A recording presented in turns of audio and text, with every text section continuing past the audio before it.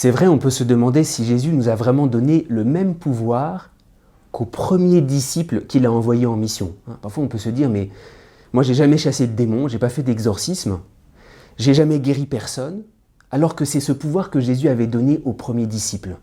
Donc, il y avait cette première mission, moi je ne suis pas avec la même force, je ne suis pas revêtu du même pouvoir que les premiers disciples.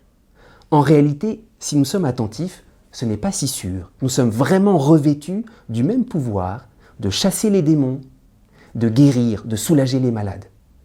Saint Benoît disait « Ce qui chasse en premier lieu le démon, c'est l'humilité. Et en toute vérité, dans une communauté chrétienne, celui qui est humble, le démon s'en va, il n'a plus de prise. » Mère Teresa, qui n'a pas fait de miracle lorsqu'elle était sur la terre, ou du moins de façon cachée.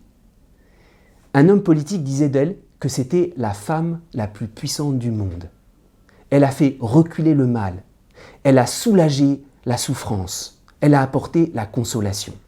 À la fin de cet évangile, il y a une expression très belle, c'est l'onction d'huile. On sait que l'onction est liée à la présence de l'Esprit, mais il y a de l'huile, c'est-à-dire c'est comme si l'Esprit Saint était appliqué, était rendu présent physiquement.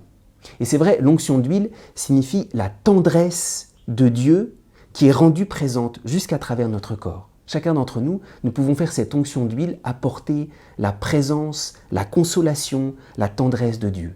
Alors, il ne faut jamais sous-estimer le don qui nous est fait, même s'il se manifeste peut-être différemment, mais il nous est vraiment donné, comme aux premiers disciples, le pouvoir de chasser les démons, de faire reculer le mal et d'apporter une consolation qui n'est pas de cette terre, aux malades, à ceux qui souffrent et qui sont sur notre chemin.